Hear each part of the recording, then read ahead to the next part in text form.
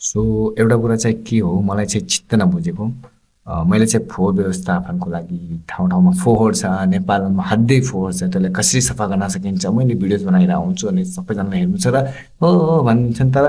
मैले चाहिँ किन भन्छु र मैले यति पनि भन्छु यदि मैले त्यो मान्छेलाई भोट दिन्छु जसले फोहोर व्यवस्थापनको कुरा गर्छ अहिलेसम्म हालसम्म यति धेरै सबैजनाको यताउता चुनावी माहौल भयो चुनावी प्रचार भयो चुनावी अधिवेशन भयो के भयो तर कसैको मुखबाट तपाईँले नेपालमा फोहोर व्यवस्थापन गरिदिन्छु यो मेरो मुद्दा हो भन्ने कसैले गरेका छैनन् जबकि नेपालको फोहोर व्यवस्थापन भयो भने नेपालमा ब्युटी देखिन्छ नेपालमा टुरिज्म बढ्छ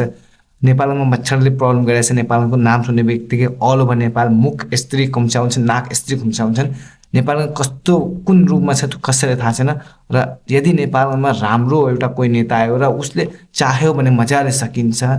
किनभने कानुन सांसदमा जो गइरहेछ तिनको हातमा हुन्छ कानुन बनाउने बजेट ल्याउने यदि कानुन राम्रोसँगले आयो भने तिनीले मजाले क्वेसन गर्न सक्छन् मेयरको माथि जनताको माथि र कानुन कडा आयो भने मजाले नेपालमा सरसफाइ हुन सक्छ जुन मान्छेको सोच छ कि नेपालको मान्छेमा रगतमै छ गन्दगी छ फोहोर ठाउँ गर्नुपर्ने छ त्यो सब सोच जान्छ किन लातो कि भूत बातो से नि मान्थे एउटा लाइभ इक्जाम्पल हो हाम्रो धम्बोजीको जुन ट्राफिक लाइट छ कुनै जमानामा त्यो ठाउँमा मान्छेले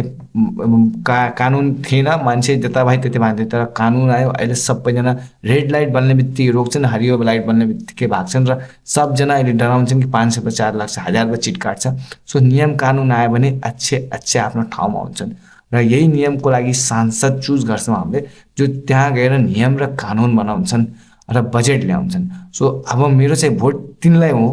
जसले यो कुरामा पनि एउटा एकचोटि यसमा पनि एउटा आवाज उठाउँछ कि म नेपालको लागि फोहोर व्यवस्थापनको कुरा गर्छु यदि म राइट छु भने प्लिज कमेन्टमा भन्नु होला यो चाहिँ मेरो डिमान्ड हो नेपालमा फोहोर व्यवस्थापन गर्ने जनप्रतिनिधिलाई मेरो चाहिँ भोट छ अनि तपाईँको के छ कमेन्टमा भन्नु होला